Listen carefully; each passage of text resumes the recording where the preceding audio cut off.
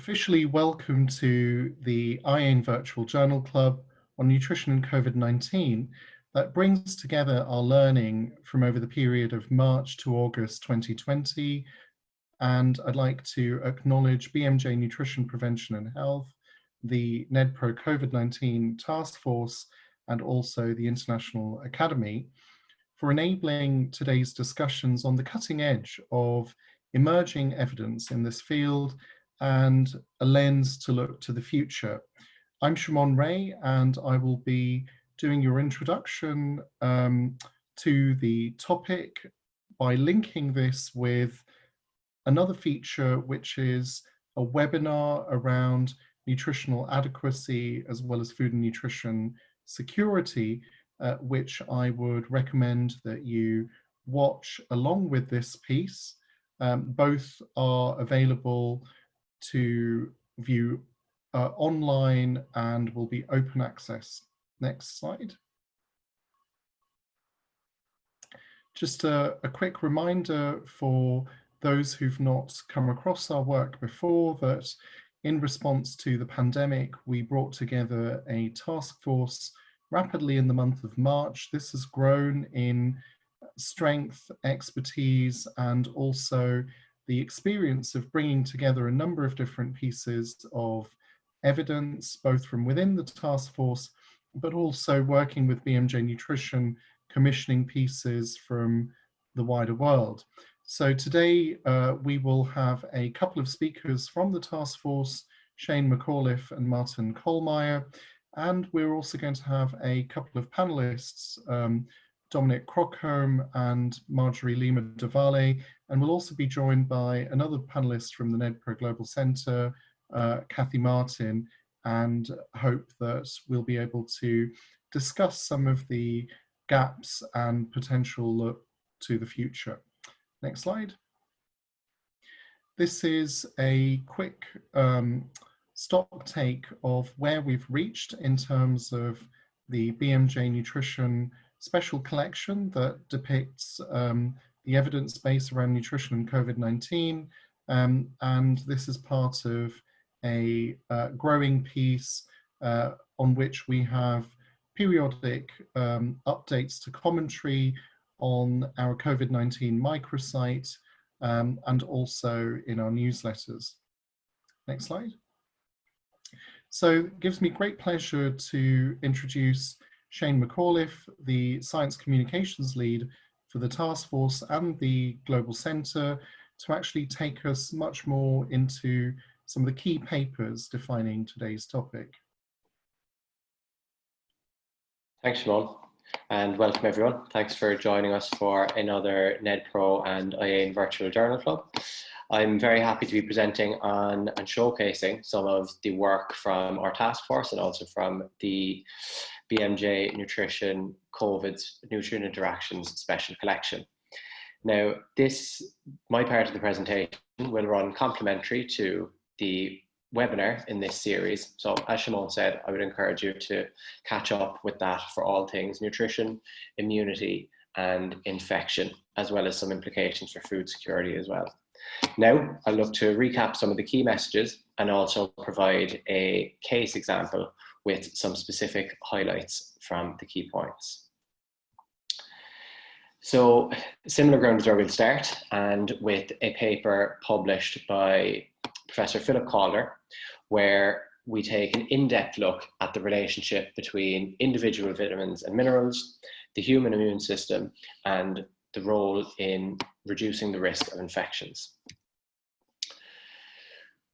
We learned that micronutrients function and act at all levels of our immune response. This starts at our physical barriers and works right the way through to production of immune cells, proteins, and the mediation of inflammatory processes. The presence of infection places a greater demand on immune barriers, these processes, and also the production of immune cells and mediators, as mentioned. This means we will require good nutritional status to ensure that an adequate response is fueled. We see a number of individual vitamins and minerals implicated in this response. Vitamin A functions closely in barrier integrity, and cases of deficiency impair this function.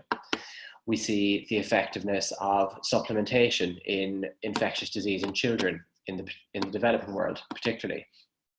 With the B vitamins, we see functions in gut barrier. With vitamin C, we consider antioxidant defense and radical scavenging. Again, supplementation here has proven effective, particularly in the elderly. Vitamin D has a close relationship with respiratory tract infections and also the mediation of inflammatory response. With vitamin E, we look at cell membrane integrity. Zinc, we consider antiviral defense and also the mediation of inflammatory response. Selenium functions in much the same way, and iron is an interesting one, whereby lower status impairs immunity, but also excessive status can contribute to inflammation and even microbial activity. We know that there is an increased demand for micronutrients during times of infection. This is due to their role as cofactors for some of the immune responses and also direct antioxidant or antiviral capacity. This means that good nutritional status will improve the capacity of the immune system to respond to these challenges. On the other hand, poor nutrition creates an environment where the immune system will not be able to respond as well. This is made obvious to us by cases of immune deficiency, whereby immune system function is severely hampered. Importantly, immune impairments and susceptibility to infection can both be reversed by correcting deficiencies where they exist. And this demonstrates a causal relationship between the availability of specific nutrients and our immune defenses. The review also points to additional key nutrition-related factors in terms of our immune response. If we consider the gut microbiome, this is strongly influenced by our habitual diet. We see additional factors such as aging and the presence or absence of disease influence this composition. Some evidence points towards the role of key probiotics, individual probiotics, in enhancing immune responses to vaccination, for example, and also reducing the incidence of respiratory infections, particularly some of those caused by well-known viruses. If we consider omega-3 fatty acids, due to the inflammatory state observed in critical illness, for example, nutrients that target oxidative stress and inflammation could potentially have a role to play in their treatment. In fact, a recent Cochrane review concluded that the administration of omega-3 fatty acids, usually in combination with other bioactive nutrients, led to reductions in duration of mechanical ventilation, intensive care unit stay, and even mortality. We've seen much focus directed towards groups at higher risk during this pandemic, who also tend to be those at higher risk of micronutrient deficiencies on one hand, but also poor overall nutrition. If we consider the elderly, where we know there's a high prevalence of undernutrition, which manifests in reduced functional mass and frailty, but also, crucially, a high prevalence of micronutrient deficiencies. This is true of both community dwelling, institutionalized, and even those in hospital care. Part of this can be explained by natural processes associated with aging. These include a deterioration in cellular function, which includes the immune system, increased levels of inflammation, and this is then compounded by impaired nutrient absorption, which is often mismatched with reduced intakes. We see a high prevalence of deficiencies of certain micronutrients, including vitamin D, vitamin C, and zinc, among others. Interestingly, those with established respiratory conditions or pneumonia may, this paper suggests, be considered where supplementation could act as a potential adjuvant to conventional therapy and conventional treatment pathways. The case for this is strengthened by, one, the prevalence of deficiencies in this population, and also the established relationship of poor micronutrient status with respiratory tract infections. Importantly, again, supplementation to correct deficient status has proven effective, on one hand, in reducing susceptibility to infection, and also in improving outcomes. I was very happy, alongside colleagues in NEDPRO, to take a deeper look into micronutrients and the evidence behind their association with respiratory disease in particular. Taking a close look at high-risk populations and as well making this translatable to policy, practice and future research. One of the groups we covered were the elderly, who have already been mentioned. Alongside this, evidence suggests a role for micronutrients in mediating the inflammatory response, which is particularly relevant in sepsis and the associated cytokine storm, which has become such a prevalent factor during the course of this pandemic and has been a major cause of death in those who fall critically ill. We see key micronutrients of interest being vitamin D, selenium, and zinc, where poor status is associated with worse outcomes. Conversely, the correction of deficiency has been associated with improved outcomes. The majority of deaths during the pandemic have involved older, frail, or comorbid patients, all of these groups who also have high rates of malnutrition.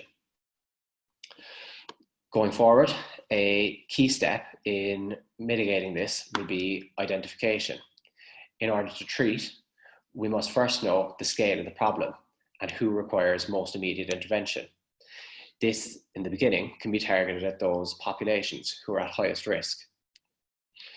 We must consider that in many cases, nutritional factors are largely modifiable, and there is proven success in correcting deficient status in many cases. Beyond this, or before this, do we consider prevention over treatment? If not necessarily specific to COVID-19, where we don't have concrete evidence just yet, then instead, where we've highlighted the consequences of nutritional inadequacy and the myriad of factors that coexist as a result.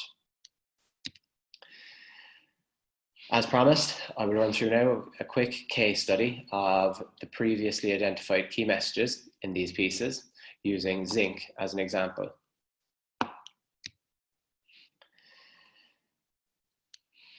This being around micronutrients' role in infection and inflammation, crossover between high-risk groups and poor status, and also clinical considerations, and some indirect contributors to status. So taking zinc as an example, we see an established role of zinc in immune system functioning, both in narrow and broad antiviral defense, in respiratory tract infections, and also wider infections such as vitamin C, hepatitis C rather. Interestingly, with zinc, this can be seen as a double-edged sword, given that high status can also increase our susceptibility to infection or fuel infectious responses. If we look at some key demographics with low zinc status, it tends to cross over again with those who we've identified as being at highest risk during the pandemic and also of poor nutrition overall. This includes the elderly, those with type 2 diabetes, and those with obesity.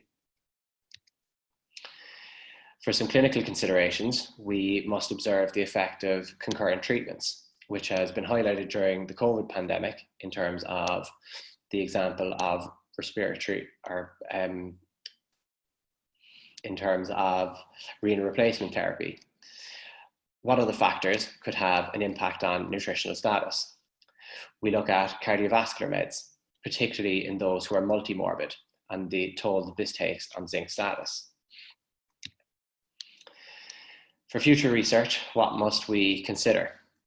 As of now, there are few published studies on the precise role of nutrition in the prevention or treatment of COVID-19.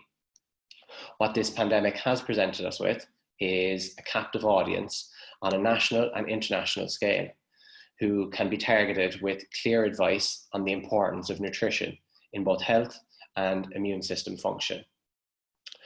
We could look at this period as an opportunity, or coming out the right side of it, where the authority is on us to promote and facilitate a culture around nutrition and striving to encourage the population to achieve behaviour change, and also healthcare professionals to embed nutrition care into routine practice. To increase the depth of our understanding, we will need carefully designed studies, where first we can utilise available data from population and patient sources. This will allow for more targeted intervention trials. In the absence of this evidence, the best option we've had so far has been to look at previously published evidence and make reasonable assumptions based on this knowledge. So far, I think it is fair to say that the BMJ Nutrition Special Collection has made a sizable dent in this research. With that, I will leave you with a final thought to consider some of the themes and gaps that have been identified throughout these studies. We'll come back to this later in the open discussion, but for now, I will pass back to Shimon, who will deal with some policy implications that we have seen around nutrition and nutrition status during the pandemic.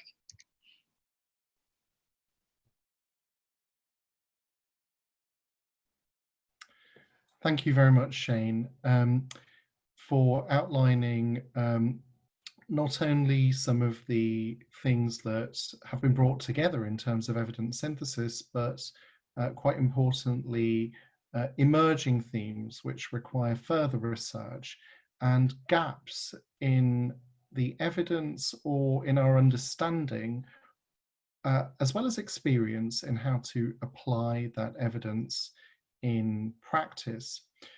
So one route to guiding practice is to look at the interaction between evidence and policy. And that's what I'm going to do with this next piece. Next slide, please. Which actually focuses on the story around vitamin D and COVID-19, particularly in relation to the National Institutes for Health and Care Excellence in England, which published an evidence review as an important guiding piece towards the end of June 2020. A short period before this, in BMJ Nutrition Prevention and Health, a consensus report led by Lanham New and also with significant input from a plethora of authoritative figures in the field, was actually put together specifically with the purpose of bringing to light what we perhaps can and cannot surmise from our knowledge of vitamin D at this point in time. So just taking a little dive into the NICE review, I think some of the key messages are ones that we knew already, and that is that vitamin D is important for bone and muscle health. Not too much, not too little, the right dose for the right people at the right times of year. However, we're looking at vitamin D through a different lens. And really in this instance, the hypothesized role of the body's immune response to respiratory viruses. And it's important to bear in mind that with the published evidence and the media interest around that, there have been variable interpretations of what the relationship really is between vitamin D, the immune system, and susceptibility to COVID-19 infection, or indeed the outcomes of those who are subsequently infected. But much of that is really based on extrapolations and reasonable assumptions. So this review was restricted in looking at some of the direct or much more closely correlated connections between vitamin D and the immune system. But of course, we do not currently have trial data in this field, and that is something for the future. But what we do need to understand is that whilst the world grapples to manage COVID-19, both in terms of prevention and treatment, we also need to work with the medico-legal frameworks that are applicable in different countries. So for example, there are two forms of vitamin D, D3 and D2, which are actually licensed for the prevention and treatment of deficiency. And particularly in countries that have universal health coverage systems or universal health care, this is an important consideration when speaking about policy, because there are prescription as well as economic implications. One of the important things to note is that all of this is actually based on very few published studies. So there were 3 observational and prognostic studies involving data sets, and 1 case control study, and also one which looked at, again, secondary data.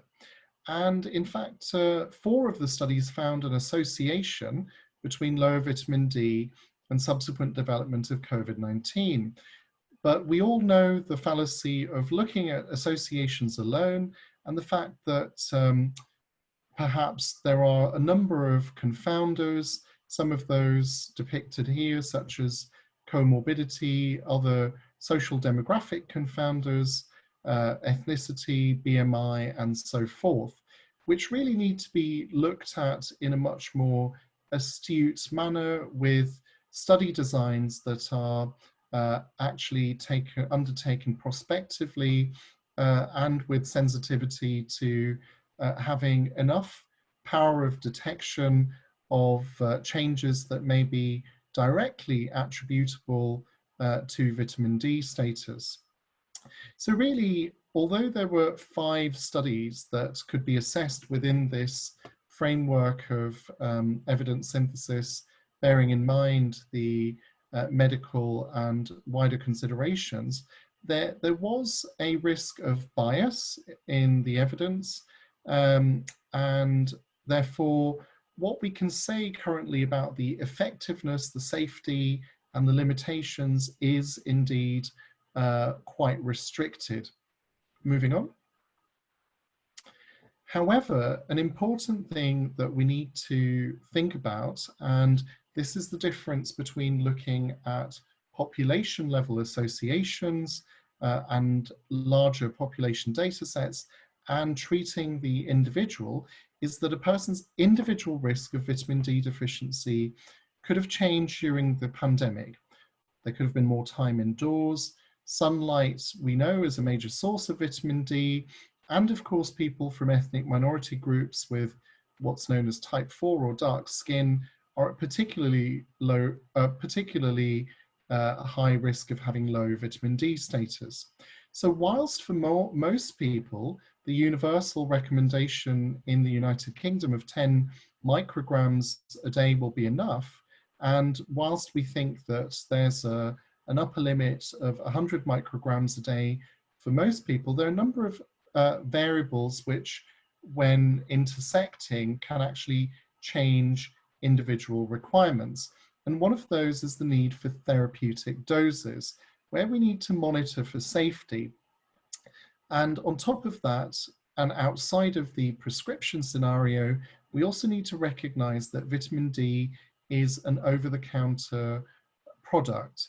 So there are many different combinations, brands, and formulations.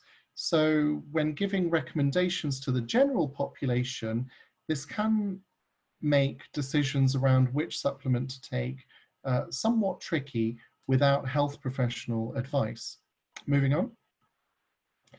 So based on all of these factors, really the advisory statement from the NICE review, which we had the opportunity as the COVID-19 task force of NEDPRO to contribute to, has for now stated that there's no current published evidence to support taking vitamin D supplements to specifically prevent or treat COVID-19. However, prophylactically, the UK government does advise that everybody takes the average of either 10 micrograms or 400 international units. And particularly if they're from high-risk groups, this ought to be around the year. This advice is somewhat different to previous advice, and so there's a recognition that seasonal supplementation alone may not suffice. But also there is the very important caveat that following appropriate testing and clinical management, people with vitamin D deficiency, which of course needs to be avoided if we're preventing it, but once it has occurred, needs to be treated effectively, and we may well see the prescription, not over-the-counter self-medication, but prescription of higher therapeutic doses of vitamin D under appropriate clinical supervision. So just a couple of generic points to make, that we are operating within an environment that is somewhat volatile, uncertain, complex, and ambiguous.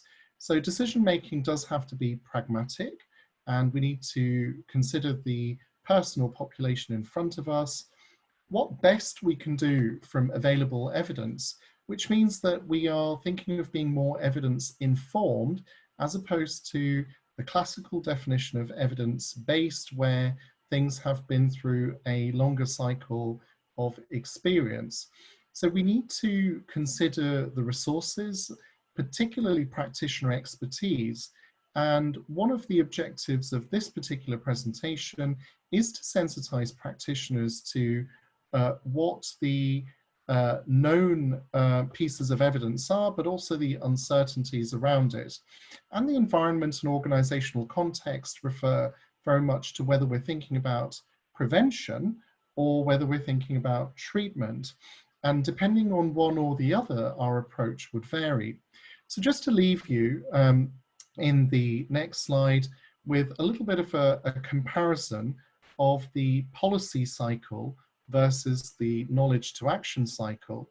So what we and a number of other agencies are finding ourselves in is an environment where we need to go very quickly round the cycle of knowledge creation in response to identifying a problem, looking very carefully at what the barriers are to use of this knowledge, monitoring how that knowledge is used in practice by measuring outcomes, and then thinking about how to sustain it.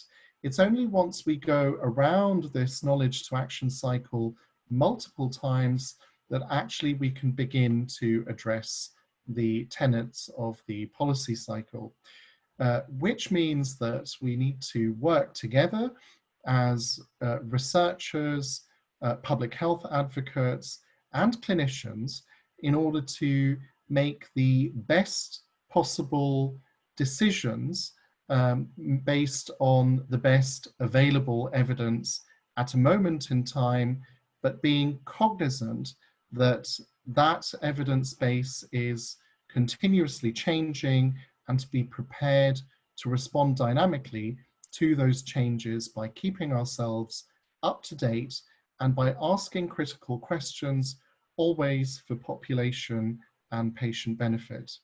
Thank you. Shane.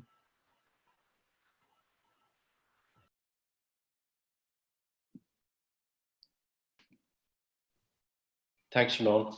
So lastly, I am happy to hand over to Martin Kohlmeier, who will give us some further insights into the BMJ nutrition special collection pieces and also the wider topic of vitamin D and COVID-19. Thank you, Shane. I think we covered the collection pieces quite nicely. And the only thing I want to say to that, there's still additional pieces added, and it's still open for submission.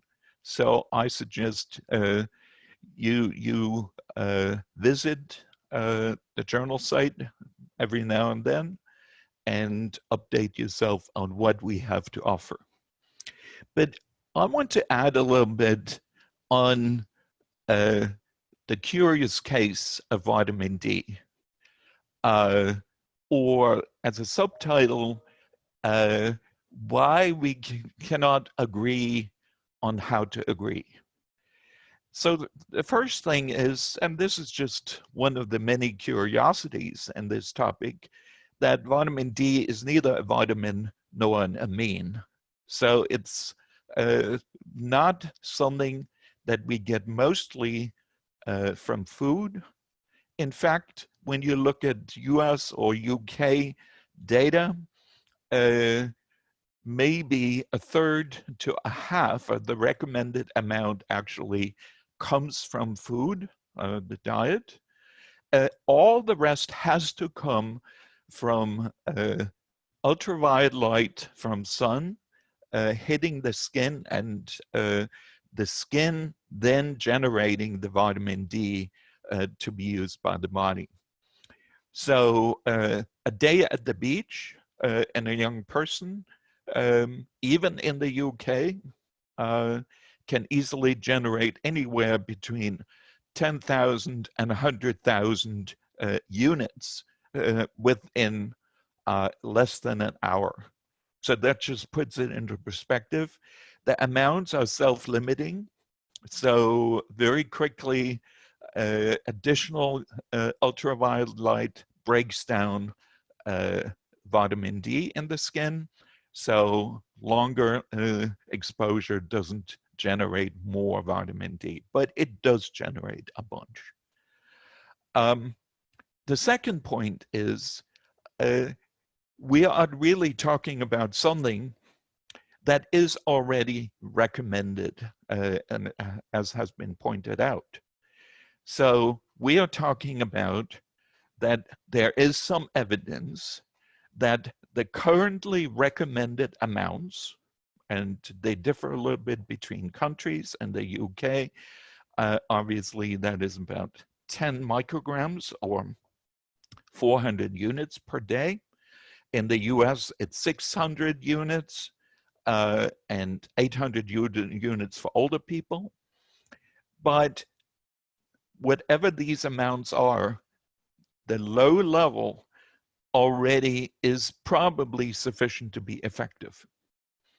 And I just want to highlight what we actually see, and as has been pointed out before, there really are a lot of publications that just try to talk about mechanisms and previous experience, etc. What we are really missing are actual clinical experience with COVID-19, very specifically. And we already know COVID-19 behaves in many ways quite different from other viral respiratory infections. So the first one I want to highlight that has been already talked about is conclusions based on data from the UK Biobank, where something like 5 to 10 years prior to this year, vitamin D concentrations have been measured in a number of people. And then this year, the investigators looked at who got infected, who did not, where the vitamin D concentrations different in infected people compared to non-infected people. And that's what you see. And I want you to focus on the line in the red box. This is the people who are in the deficient range. That's 10 nanograms per milliliter or 25 nanomole per liter. So this is very clearly deficient. There's unambiguously deficiency presence. And in univariable comparison, you see about a 37% higher risk of getting an infection. And this is statistically significant. Now, as Shimon was pointing out, the problem with a lot of these associations is that they are not necessarily causal. It's difficult to know, are they causal or are they due to confounding? And I want to spend just half a minute on highlighting this, because two major confounders have been listed as basically diminishing this relationship. The first one is ethnicity, and ethnicity is to a significant extent related to the skin tone. In other words, to the extent that people are able to form vitamin D in their skin during exposure to ultraviolet light. Now, this particular paper does not tell us how many people were actually dark-skinned. Ethnicity could just as well mean we had particularly many Norwegians in here with very light skin, or it could be that there were very dark-skinned people. So ethnicity is a very broad term and not very helpful in that context. But it is important to really consider what is a confounder. A confounder is a variable that has an effect both, in this case, on the vitamin D and on COVID on its own. And therefore, we basically say, well, let's assume it is really the direct effect. So ethnicity directly increases the risk of COVID, and not this other effect, which would be vitamin D. And this is just a sheer assumption. So if we start controlling for that, of course, we wipe out any kind of effect, simply because we say, well, dark skin does not necessarily make a difference. Likewise, with body weight, obese individuals are known to have much poorer vitamin D status. And it's thought that one of the reasons why they have a much higher risk of mortality is because maybe they tend to be more often vitamin deficient than lean people. So this is really, when we look at this effect, so here 37% higher risk, what we have to consider. So this is a very important study. Next slide. Just very recently, another study was conducted, this one in Israel, using health provider data. And again, what was very clear is that individuals with deficiency, in this case, defined as more moderate deficiency, less than 20 nanograms per milliliter or 50 nanomole per liter, still have an increased risk of infection. And in this case, the crude increase in risk is almost 60%, 58%. And this, even though it does not define as serious deficiency. Next slide. And just to give you a perspective, I'm going to provide some unpublished data here that we have taken out of the public record in the US, looking at reported death rates and looking at from where they were reported. And when you look at the death rates from the regions above 39 degrees north and below 39 north, you find a remarkable difference. So, and we find this both in the Black population on the left. So if somebody is reported as African American, and they are going to have about 8 times higher risk of death at this time if they live in the North than if they live in the South. Likewise, on the right, lower overall death rates, but still light-skinned people about 10 times higher if they live in the North than if they live in the South. So we're really talking about very high differences just in terms of natural exposure to UV light, which in the North is not available for many months in spring and winter. In the South, much more regularly available, particularly in the very South, like Florida, Southern California, Texas, available pretty much throughout the year. So there is very strong evidence. And now in terms of agreeing, all of this is about severe deficiency. There is no question, there's very broad consensus that severe deficiency is a bad thing.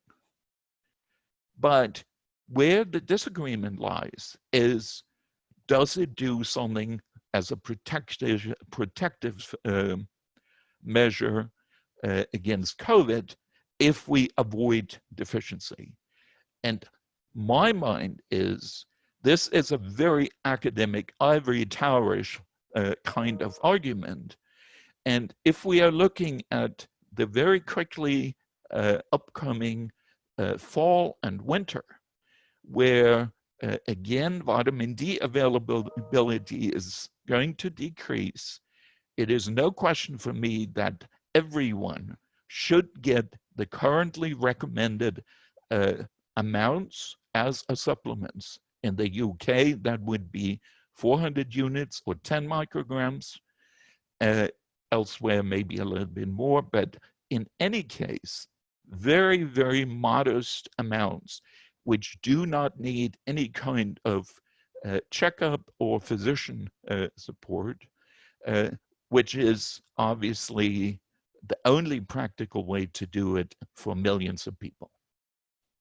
I hope I made the case that you all want to take some extra vitamin D, or at a minimum, rush out and get a little bit extra sun. Thanks.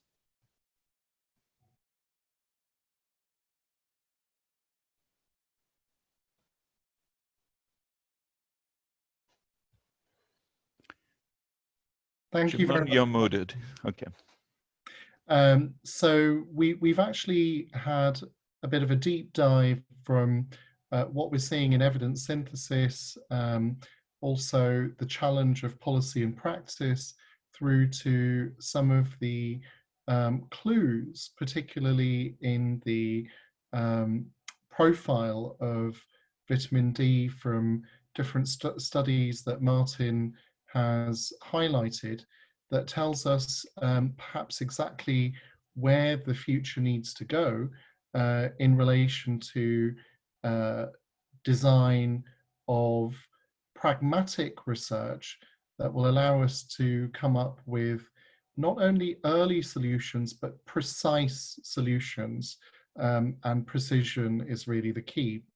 So moving on to the next piece, I can see some questions and answers coming in, which we will come to in the open discussion in just a moment. There is one specific question which I'd just like to put to the panel before I introduce panelists, and that is a request to speak about the role of vitamin K and vitamin D together in relation to COVID-19. So I'm going to request Martin to perhaps address that question before we move on to the wider panel discussion. Sure. Vitamin K, as some people may know, is my favorite vitamin. Vitamin K and vitamin D in many contexts, particularly in relationship to bone, are essentially working together. If you're missing one, you have a deficit for overall.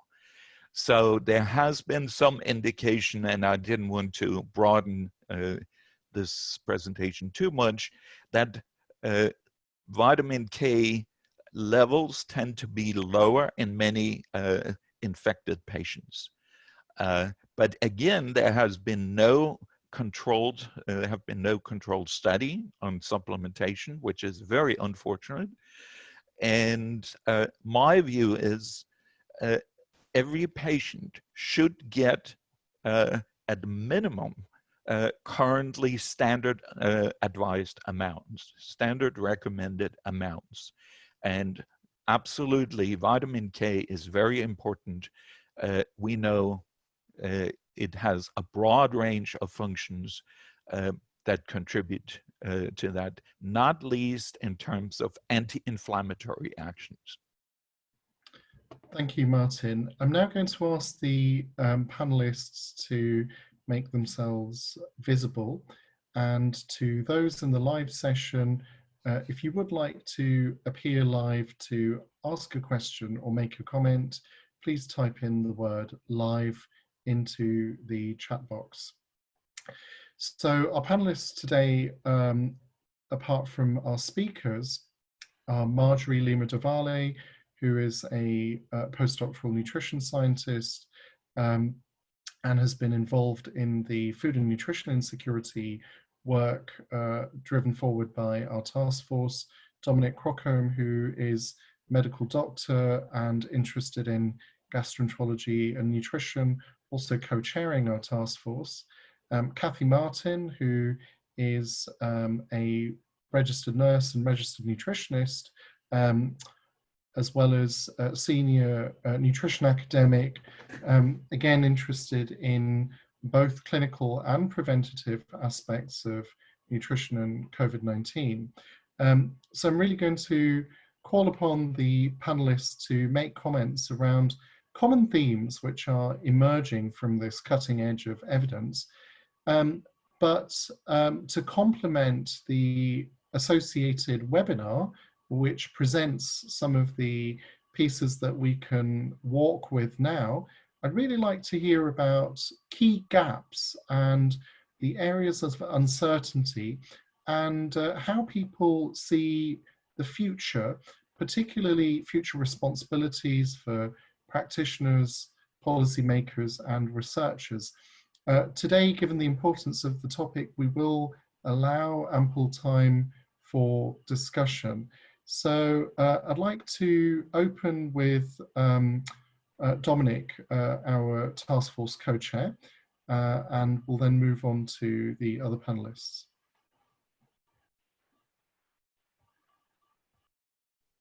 Thanks, Shimon, and thanks everyone for your talk so far. Can you hear me okay? I assume you can. I think the thing that all of you have touched upon, and we touched upon in the webinar earlier this week, really is that much of this is relating. So regarding micronutrients, much of this is common basic science, that we know micronutrients are essential for all bodily functions as a collective group, and deficiency is problematic and is best treated, and it's something that we should be looking out for generally in people who are presenting to hospital. We know that low micronutrient levels are a risk factor for infectious disease generally. Looking for the studies that show, or the research in terms of specific micronutrients in a clinical setting can be hard to come by, and that's really where I think we've demonstrated this evening nicely the difficulty in finding or taking the research through to policy and through to practice, and there's often delays, as we know in all developments in medical practice. There's delays in getting things into practice. I think one of the things that I wonder about is how do we get clinicians on the front line dealing with managing patients with COVID-19 to think more closely and to think more proactively about micronutrient deficiencies. One way is through policy, as you've said, and it's you've highlighted nicely, Shimon, some of the difficulties in getting policy through and getting agreement in policy. I think one of the common themes amongst all what we've discussed is finding consensus can be difficult. And Martin mentioned how do we find agreement. Interestingly, with COVID-19, the UK doesn't recommend vitamin D for COVID-19 specifically, and that's in contrast to the French Academy of Medicine that does recommend proactive testing and treatment for vitamin D deficiency, but also recommends supplementation with vitamin D for all patients who are diagnosed with COVID-19. So I think, as with all of these things where the evidence is interpretable and being seen in a new context, different groups of people can come to different conclusions. And one of the things I like to focus on is how do we get these things to, how do we translate these things into common practice? So I think that those are my sort of initial comments, and I'll let the next person take the baton from here.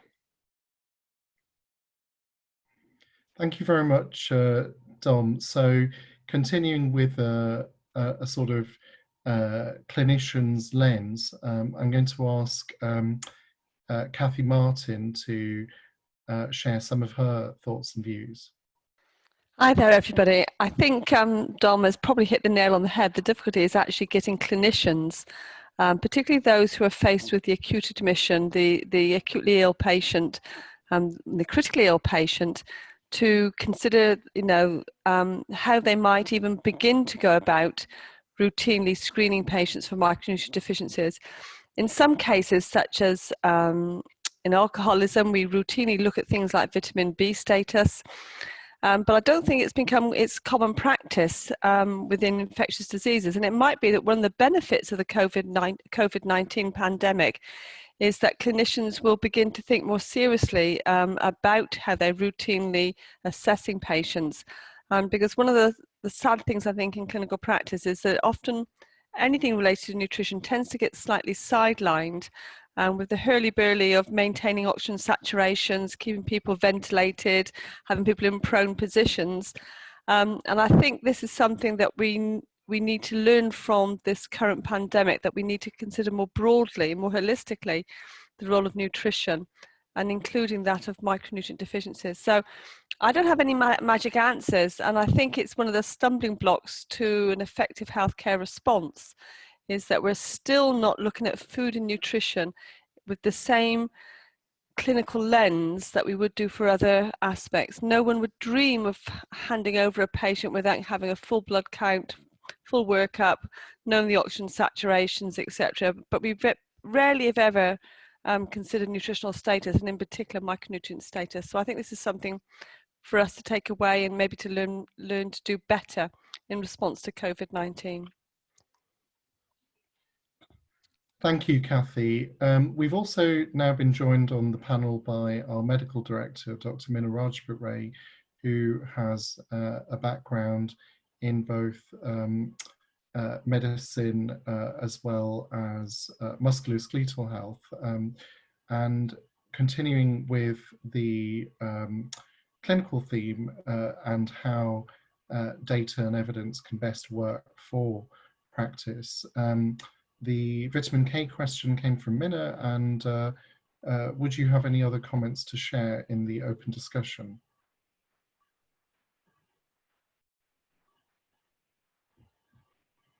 So if I could request the webinar host to kindly enable the live function for Dr. Rajput-Ray. In the meantime, we will move on to Marjorie to think more about the comment, perhaps more on more of the themes and gaps. Yeah, I think that for me, what kind of came from all the conversation that we just had about the role of and vitamins and minerals deficiencies and the role that it might play in the severity and mortality related to COVID. And from the implementation point of view, that's where the background where I come from. I always think about, as we discussed before, the challenges of the doctors in screening for the micronutrient deficiencies, but also the barriers and challenges that they might face in the service in doing that, and the support that they might have in doing that or not. And I also think from the kind of community perspective, when I think about the vulnerable groups and how they are more susceptible to be more nutrient deficient in terms of not only vitamin D, but other vitamins and minerals, and about the role that we have in terms of public health, and in considering like the prevention perspective and trying to promote good nutrition and good health, and targeting more the vulnerable groups in order to prevent not only other things related to COVID, but also the comorbidities that would increase the severity and mortality related to COVID, such as obesity, diabetes, and etc. Hi, everybody. May I ask a very, very quick question, please? Yes, of course. Thank you. I'm sorry, the internet connection went offline there for a moment. Great presentations. And just as Shane and Kathy were mentioning, how do we get this implemented? Can we use a grassroots level approach here and perhaps do something like a change.org petition or equivalent? Because we all know that there is a fair amount of evidence. I think about the nursing homes. I think about, the winter that's going to be coming. I think about, the at-risk populations in certain parts of the country, parts of the Midlands that have had repeat lockdown, and the excessive number of deaths there because people of South Asian origin, Afro-Caribbean origin.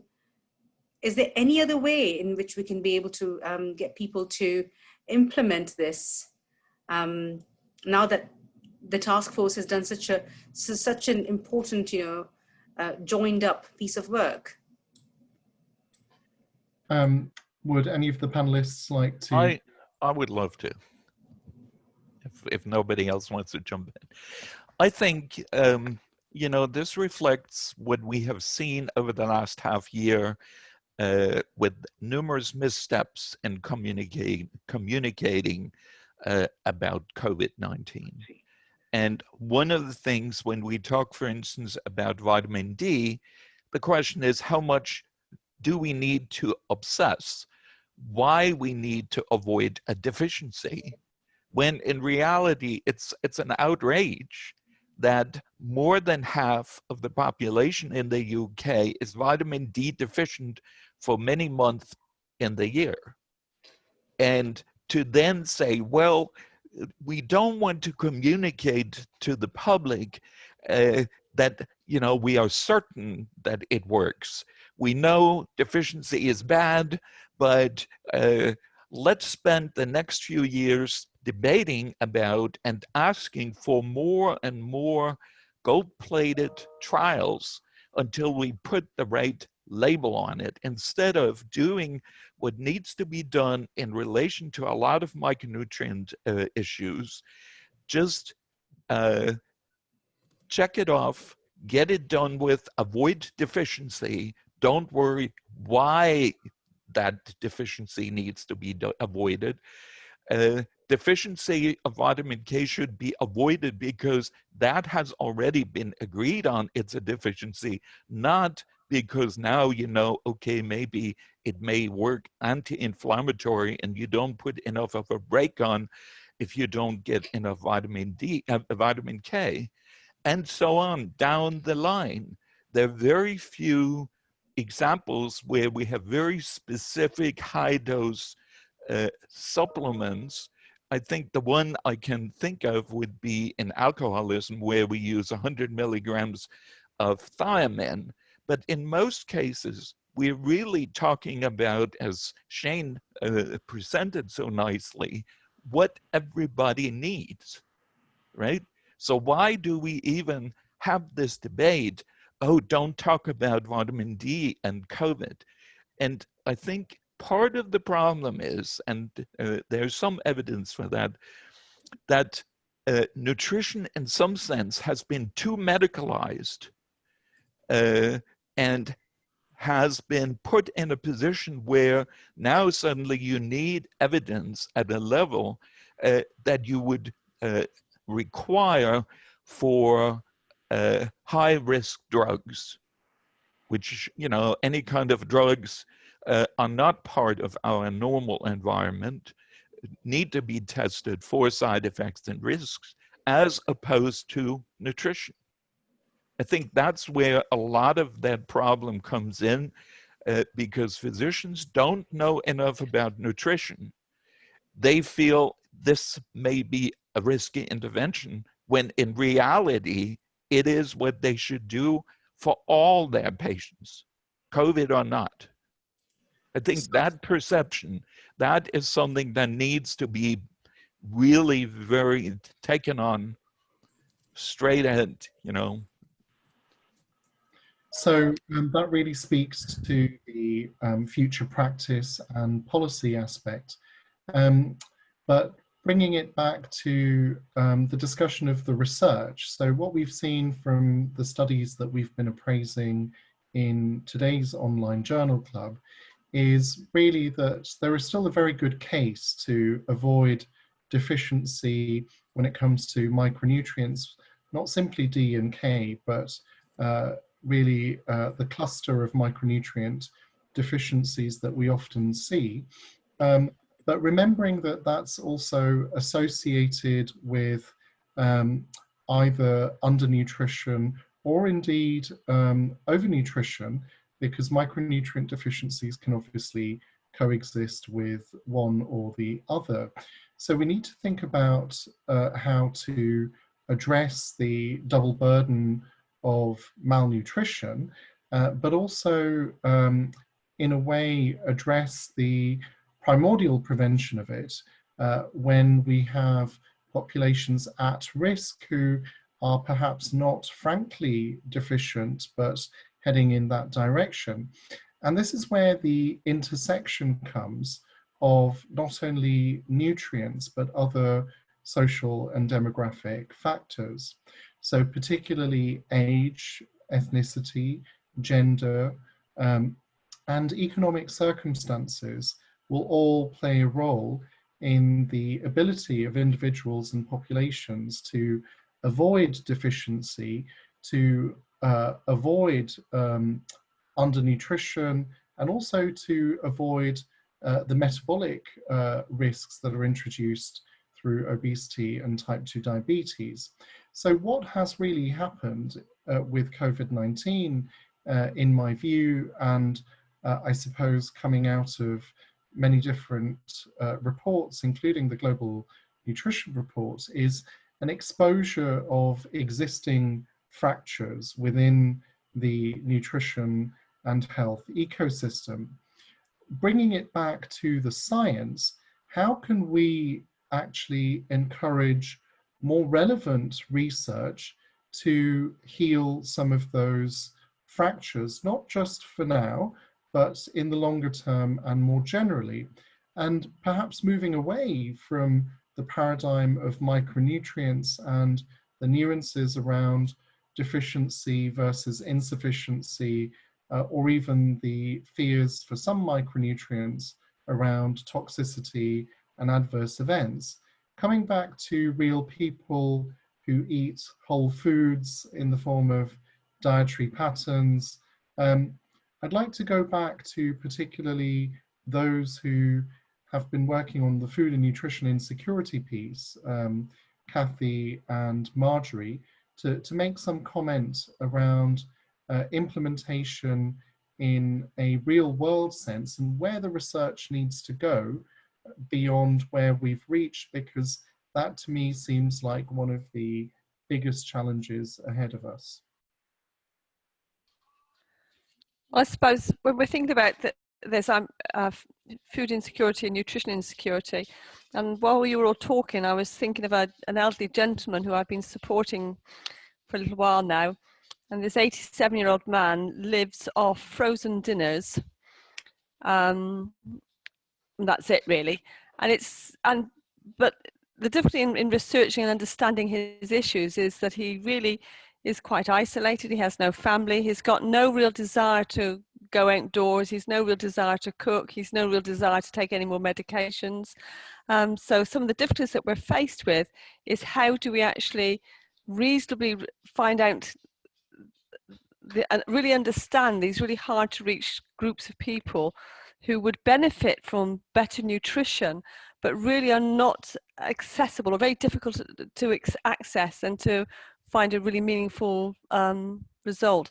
I mean, every time I see this gentleman, I ask myself, what could he do to improve his nutrition? Well, he could have some fresh vegetables, well, he could have some this, that, and the other.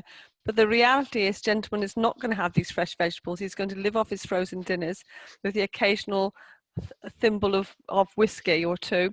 And that's what his life is basically existing with. And I don't have any magic answers. I wish we could have better research that would address those issues.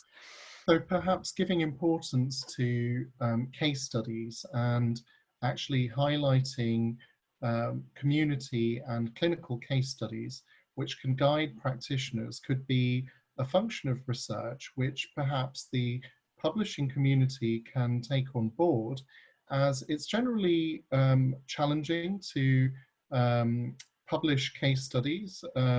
It's considered as one of the lower levels of evidence, but very often those are the early clues that research can gather to guide practice. Again, from the research perspective, anything to add in terms of the more systematic understanding of nutrition insecurity and how that could aid implementation, Marjorie? Yeah, actually thinking about what Kathy was saying, and I'm always come back to my mind about the drivers of food choice and food consumption. I was actually reading a paper that was published in Brazil recently, and how they were showing there were differences, significant differences in the factors that drive food choice and consumption based on different socio-ecological, socio-economic status. And I also read one related to the UK and how there were differences. There was important differences related to different cultural groups, and how this is something that also often goes overlooked. So I think that before we make broader recommendations about even the obesity strategy that we have in place at the moment, whether this or that is going to support people in making healthier food choices or not, I think that we have to understand better what are the facilitators, what are the barriers, what are the drivers for food access and consumption. And I think that's something that is often overlooked. So I think that future research could, because we often use survey to do that kind of study, I think that we have to be more creative in that manner, because otherwise we will kind of remain missing important groups that are not going to be reached by common methods of inquiry like internet surveys or telephone surveys or other things like that. So I think that we must be creative and put really active efforts in trying to identify groups that would be otherwise overlooked and try to understand the barriers for specific vulnerable groups.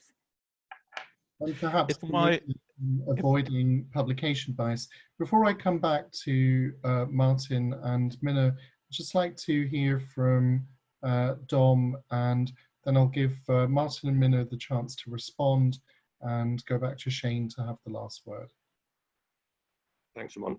I would add a sort of potentially speculative, well, it is a speculative and sort of hopeful angle on novel ways of doing this kind of research. And Kathy mentioned the elderly man, and that's quite a typical case for a lot of people. And it's an important reminder that most people who we deal with, most people are not involved in research studies. They're not subject to research studies. You know, every individual is different.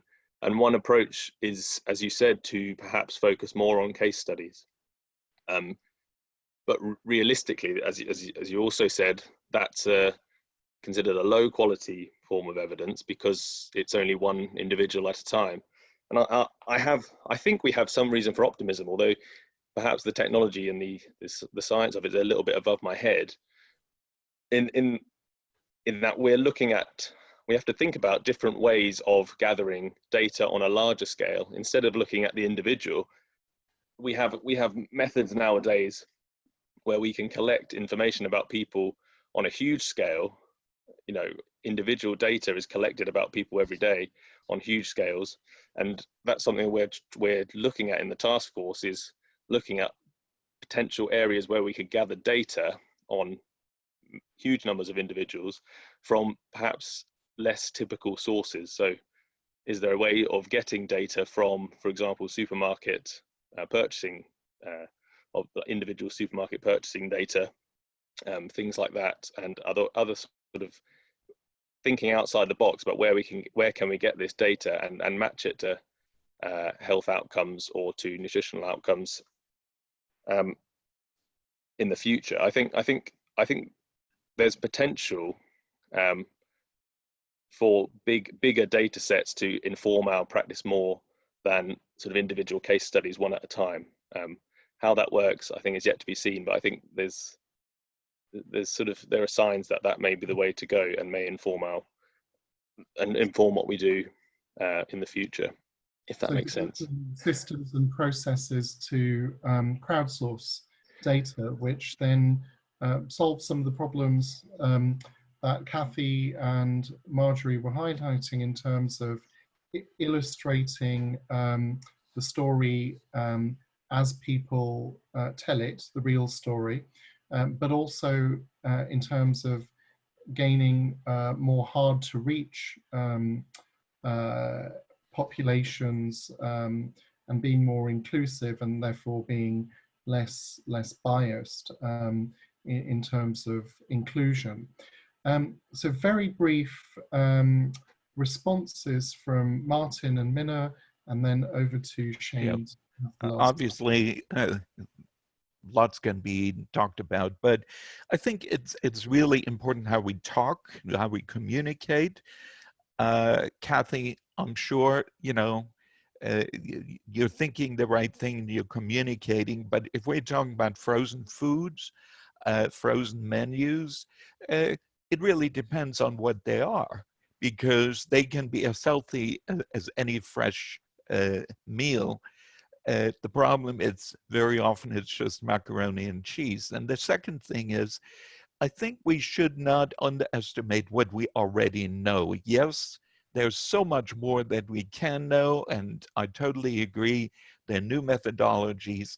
But if we just think about the vitamin D story, how many physicians know that you don't get vitamin D easily from food? It's as simple as that. So if we are saying, just eat well, you are missing out on vitamin D, because in the UK, there's no dairy fortification like in the US, but even in the US, it doesn't add really very much. So if we just tell people, eat healthy, I think physicians have to be prepared to be much more specific and helpful. And these are things we have known for a long time. So it's, we have to use what we know. Thank you, Martin. Minna?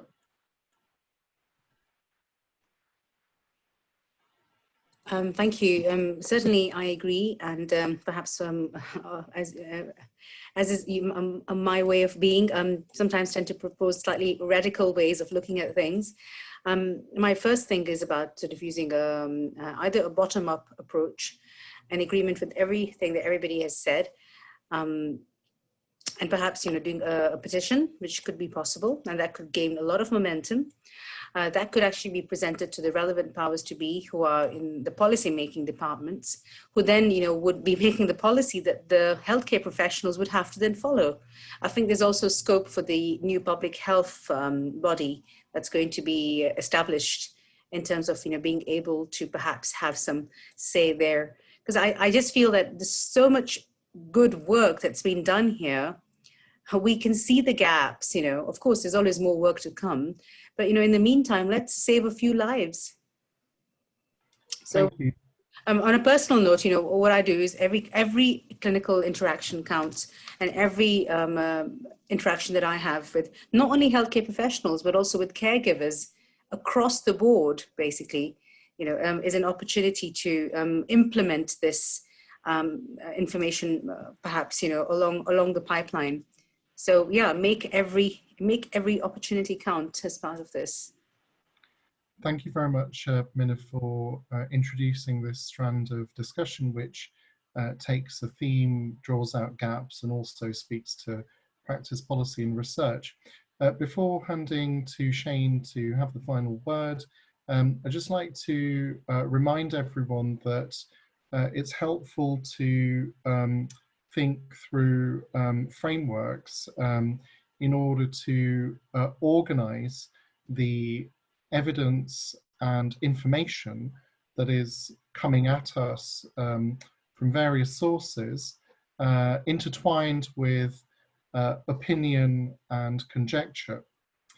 And taking all of those different pieces, what we need to, I think about is whether we are in a primary prevention framework.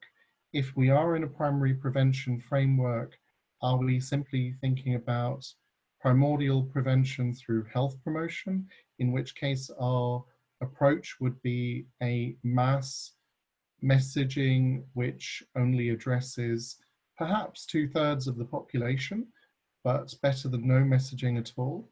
Or are we looking at specific protection, where we identify high-risk groups, and then we use our judgment to look at the inter-individual variation in requirements between those groups? So for example, where diet and sunlight exposure may not suffice, and we know that for a fact for vitamin D, or indeed similar risks for other nutrients. Or are we in a clinical paradigm where we're thinking about early diagnosis and prompt intervention? If that is the case, then we will need to think very carefully about what all of the other treatments or comorbidities are, because we're dealing with treatment of disease. Or indeed, are we in a rehabilitation phase or disease disability limitation phase, which of course may be something to consider very carefully, particularly as we go on the wind down from COVID and think about recovery. So primary, secondary, or tertiary prevention / intervention, depending on which of these frameworks we're in, and very importantly, the individuals in front of us, we will need to tailor the sum total of the intelligence that is coming at us and apply that intelligently. And finally, from my side, I would say that we are a global center, but we are located predominantly in Western Europe in terms of our primary hubs.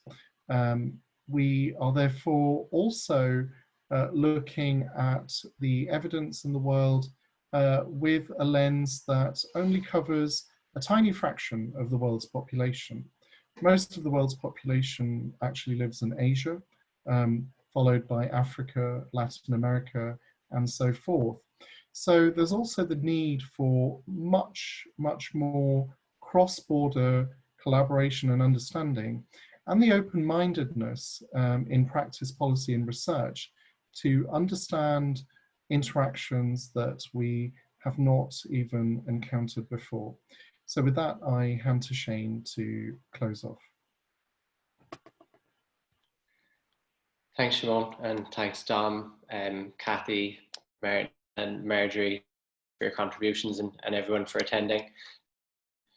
As a point of summary, I just reiterate what I said at the close of my own presentation piece, and that was that I do think that this pandemic has given an opportunity to shine a light on nutrition and the broader role of nutrition in health. I think we have a chance now to make our voices heard and make that seen on many levels, whether it's the micro level of micronutrients, the macro level of macronutrients, where we've seen a light shone on comorbidities and obesity related conditions, and also on an even wider systems level in terms of the socioeconomic divide between access to food and access to healthy food, and also public healthcare systems and public healthcare messaging. So I do think that for those of us with a voice, we need to use it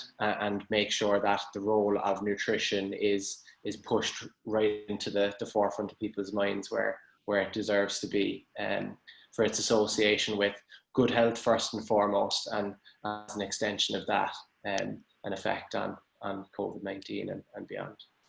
So thank you all for attending, and look forward to welcoming you back soon. Thank you all very much indeed. This webcast will be open access and therefore viewed by, we hope, many people in many different parts of the world. Please contact us with any thoughts, ideas, questions or comments at info@nedpro.org.uk. Do follow us on Twitter. Our handle is on this slide. And do visit our website, nedpro.org.uk, and go to /coronavirus to look at our microsite and the nutrition resources there, which will be continually updated. This is the end of the first 6-month period of insights from our task force, but is only the beginning of the work that we need to do to put nutrition firmly on the table across all aspects of health in the combat against COVID-19. Thank you all very much. Stay safe.